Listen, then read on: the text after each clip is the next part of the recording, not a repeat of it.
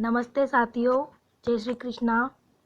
RPSC first grade और RPSC second grade Hindi विषय से जो भी मेरे साथी तैयारी कर रहे हैं उनका मेरे इस चैनल पर स्वागत है।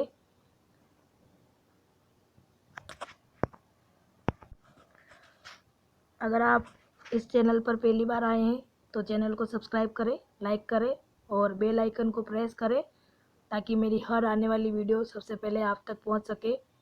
क्योंकि RPSC first grade, KVS, NVS, DSSS भी हिंदी विषय से जो भी तैयारी कर रहे हैं, इस चैनल पर हिंदी विषय की पूरी तैयारी करवाई जा रही है। इसी श्रृंखला में सबसे पहले मैंने हिंदी साहित्य का इतिहास करवाना शुरू किया है, जिसमें मैंने इस चैनल पर भक्ति काल स्टार्ट कर दिया है। अगर आपने मेरे पहले वाली वीडियो नहीं देखी है तो आप प्लेलिस्ट में जाकर पहले उन वीडियो को देख सकते हैं। आज मैं इसमें आपको सिर्फ पुराने पेपर कैसे सोल्व करते हैं वो बताऊंगी।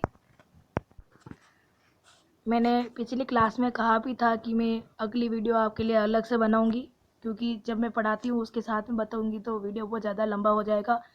इसलिए मैंने सोचा कि आपके लिए पुराने पेपर सोल्व करने के लिए मैं अलग से एक वीडियो बनाऊँ। आपको पुराने पेपर कैसे सोल्व करने हैं और मैंने पुराने पेपर कैसे सोल्व किए थे वो मैं आपको इस वीडियो के माध्यम से बताऊँगी। क्योंकि मैंने अभी जो फर्स्ट ग्रेड हिंदी से एग्ज़ाम दिया था उसमें मैंने हिंदी के जो पुराने पेपर सोल्व किए थे, उस एग्ज़ाम में मेरे इन पुराने पेपर का बहुत बड़ा योगदान रहा। साथ में मैंने यूजीसी नेट की जो एक बुक आती है, प्रतियोगिता साहित्य नाम से एक बुक आती है, मैंने उसमें से भी हिंदी के पुराने पेपर सोल्व किए थे। हिंदी के अलावा मैंने जीके में भी जो भी पुराने पेपर आए थे उनको सोल्व किए थे, लेकिन जीके में एक भी क्वेश्चन उनमें से नहीं आया था, क्योंकि जीके तो बहुत लंबा है तो आरपीएससी वाले कहीं से भी क्वेश्चन उठा के पूछ सकते हैं।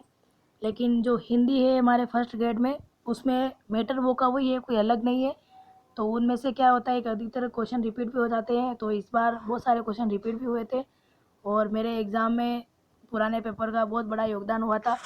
तो इसीलिए हम बाज़ार से कोई भी सोल्व पेपर के लेके आते हैं, वो हमारे लिए कोई ज़्यादा मायने नहीं रखती है। लेकिन मैंने आरपीएससी फर्स्ट ग्रेड और सेकंड ग्रेड हिंदी के जितने भी अब तक के पेपर हुए थे 2013 से लेकर 2020 तक, अभी तक जितने भी पेपर हुए थे उन सारों की प्रिंट आउट निकलवा के और फिर मैंने खुद अपने हाथों से ये नोट्स बनाए थे और इनमें वापस मैंने ऐड किया था और साथ में पेपर भी सोल्व किए थे मैंने। सबसे पहले अगर आप हिंदी साहित्य फर्स्ट ग्रेड और सेकंड ग्रेड की सबसे पहले आप पहली बार तैयारी कर रहे हैं अगर आप इस एग्ज़ाम की, तो आपको सबसे पहले जो मैं ये नोट्स प्रोवाइड करवा रही हूँ इनको कम से कम आपको 2 बार रिवीजन करना है और उसके बाद में आपको पेपर सोल्व करने हैं। अगर आप नोट्स को बिना रिवीजन किए सबसे पहले पेपर लेके बैठ जाएंगे तो आपको इसमें कुछ भी समझ में नहीं आएगा। क्योंकि जब मैंने फर्स्ट ग्रेड की अभी एग्ज़ाम दिया था और तैयारी की थी, तब मैंने भी यही सोचा था कि मैं पहले पेपर सोल्व करूं, लेकिन जब मैंने पेपर सोल्व किया था और पेपर खोला था तब मुझे कुछ भी समझ में नहीं आया था कि ये सब क्या है, क्योंकि मैंने भी फर्स्ट बार ही तैयारी की थी। इसीलिए फिर मैंने बाद में पहले इन नोट्स को 2 बार रिवीजन किया, फिर मुझे समझ में आने लगा था और फिर बाद में मैंने पेपर सोल्व किए स्टार्ट किया था। अगर आप पहले फर्स्ट ग्रेड हिंदी साहित्य की तैयारी कर चुके हैं तो आपके लिए बहुत इजी होगा ये। लेकिन अगर आप फर्स्ट बार तैयारी कर रहे हैं तो पहले आप इन नोट्स को रिवीजन करें, पढ़ें, कम से कम 2 बार तो पढ़ना ही चाहिए, फिर बाद में आप पेपर सोल्व करें। तो अब मैं आपको पुराने पेपर कैसे सोल्व करना है ये बताऊंगी। ये देखिए, मैंने 2013 का पेपर लिया हुआ है जो बहुत पुराना भी है।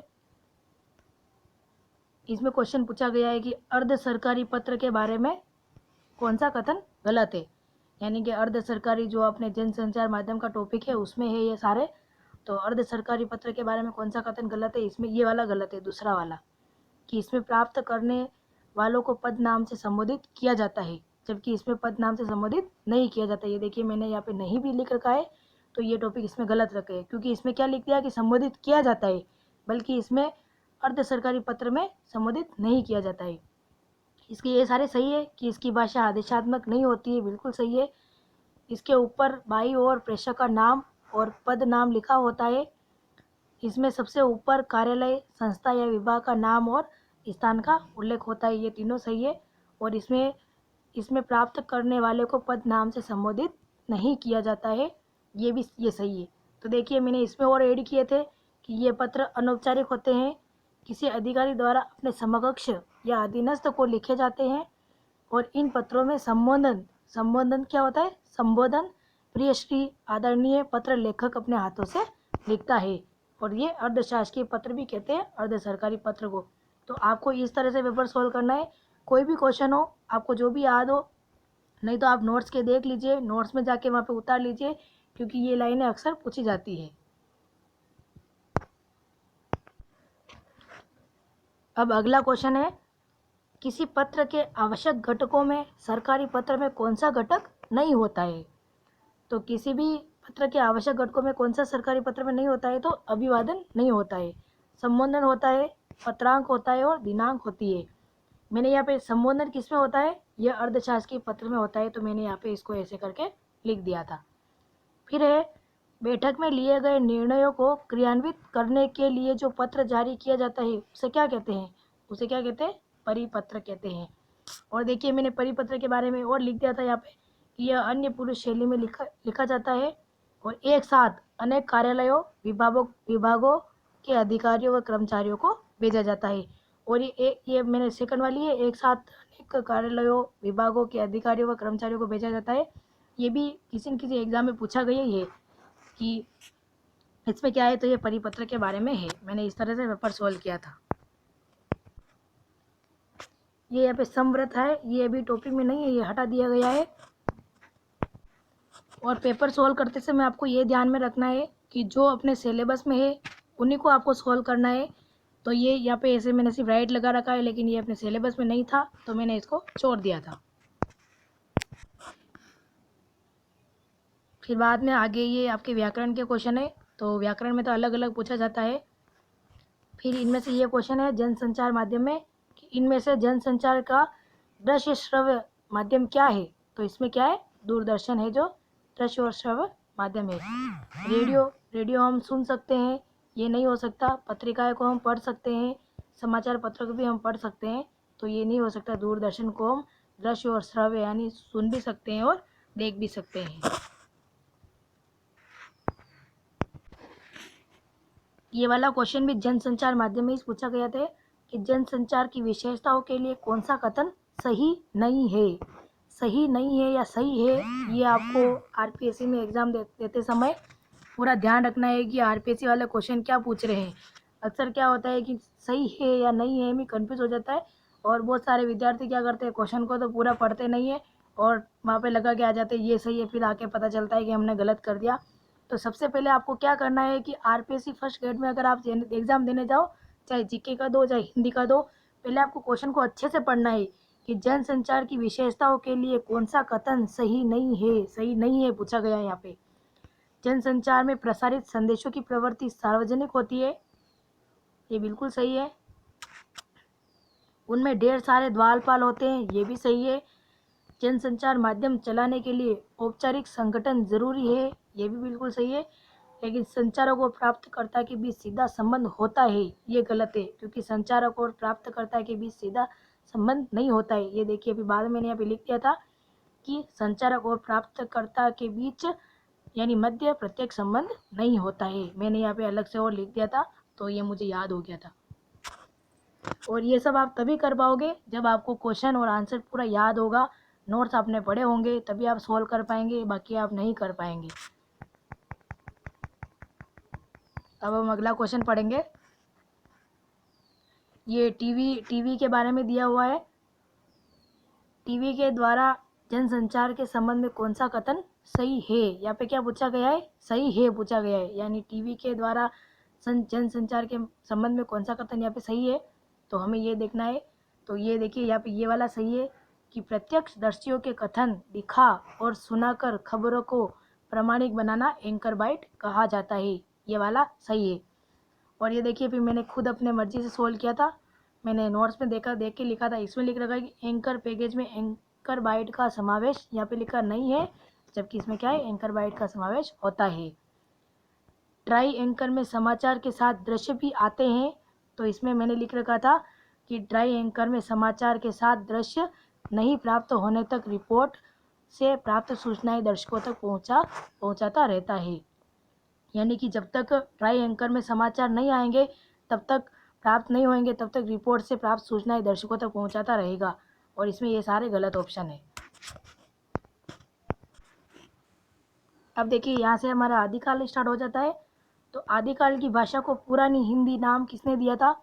ये जब हमने फर्स्ट में पढ़ा था तब मैंने आपको बताया था कि यानी आदिकाल की भाषा को पुरानी हिंदी किसने कहा था? चंद्रधर शर्मा गुलेरी ने कहा था।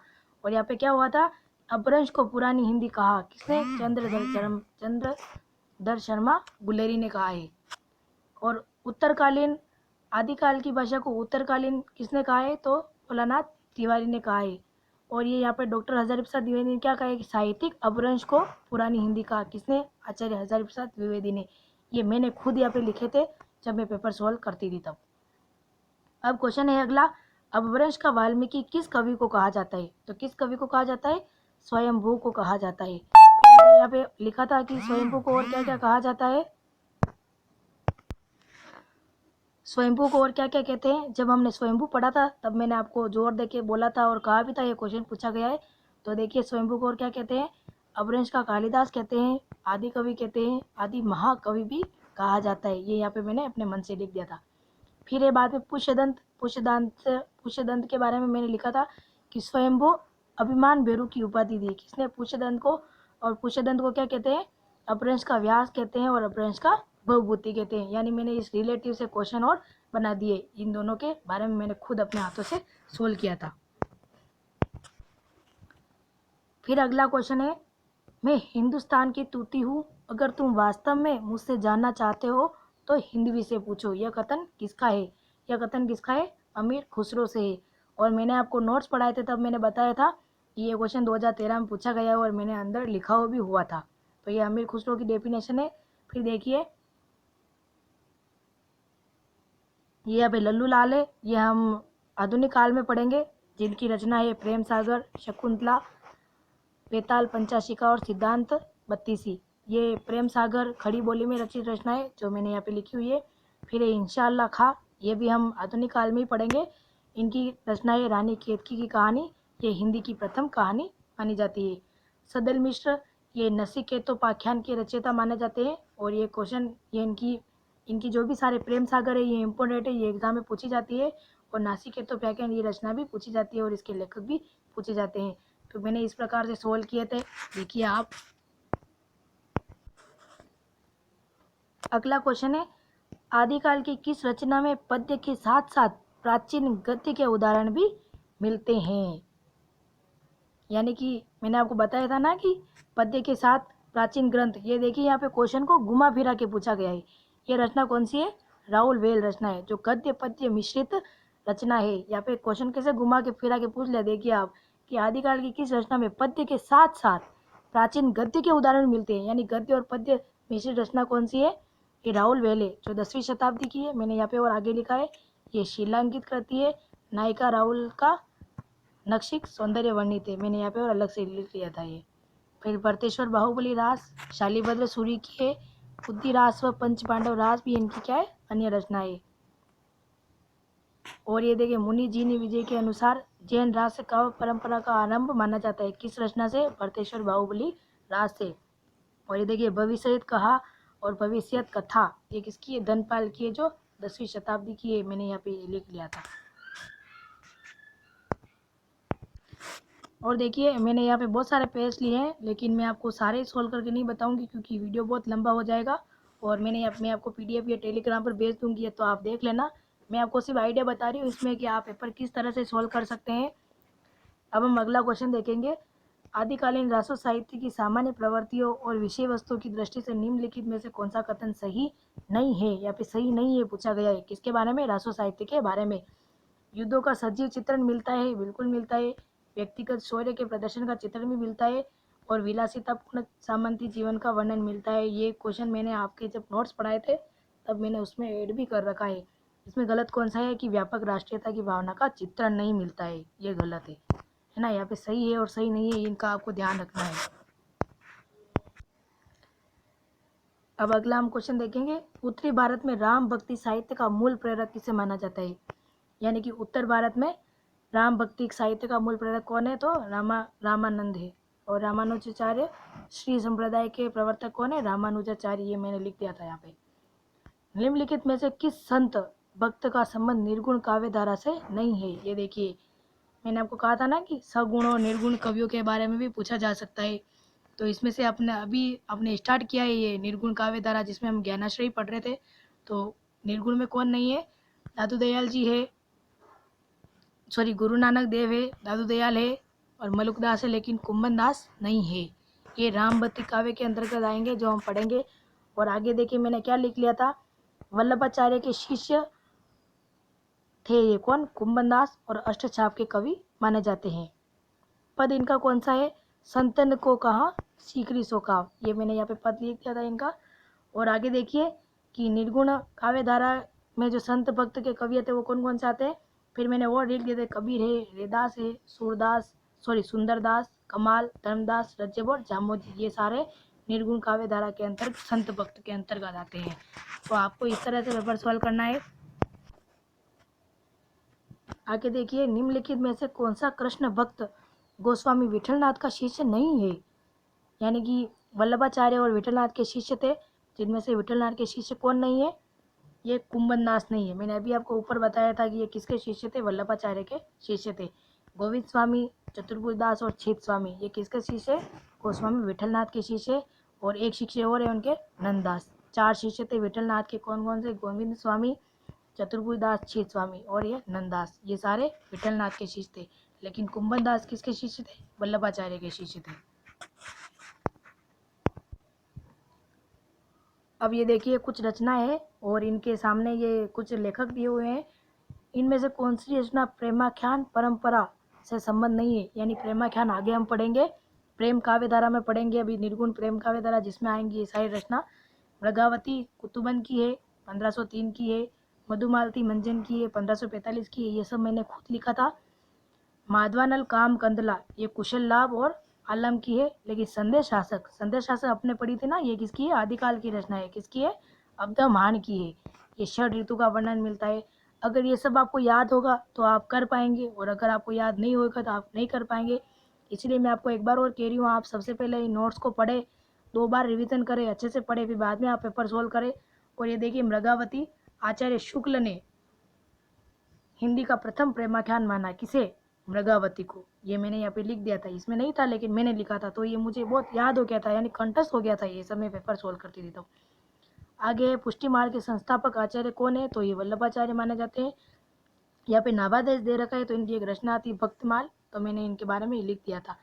गोस्वामी विठलनाथ वल्लभाचार्य के पुत्र थे और गोविंद स्वामी ये थे इनके शिष्य थे। तो ये देखिए मैंने आपके बहुत सारे पेपर भी लिए हैं अंदर। आगे हम देखेंगे तुलसीदास की कौन सी रचना कवित्व सवया पद्धति के अंतर्गत आती है। तो कौन सी रचना है जो कवित्व सवया पद्धति के अंतर्गत आती है, वो है कवितावली।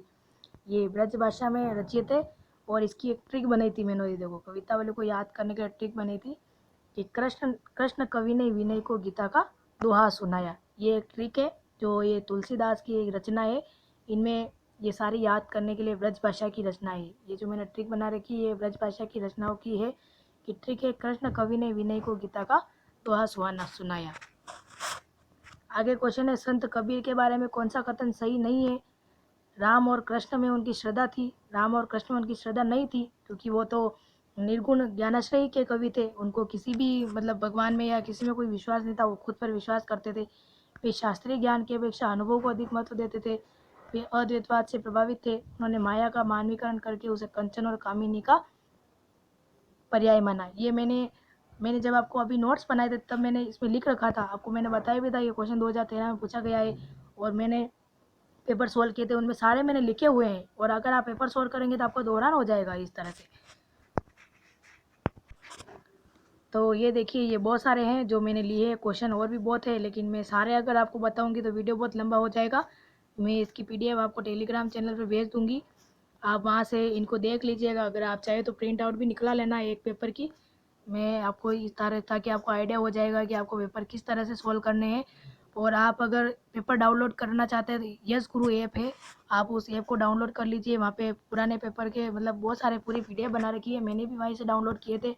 और इनकी आंसर भी ये देखिए साइड पे लिखे हुए हैं कि कौन कौन से क्वेश्चन है, आपको लिखने की ज़रूरत नहीं पड़ेगी। ये देखिए यहाँ पे ये लग रहा है कि ये गुरु ऐप है।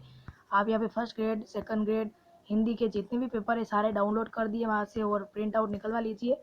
फिर बाद में मैंने आपको जिस तरह से तरीका बताया आप उसी तरीके से सोल्व कीजिए।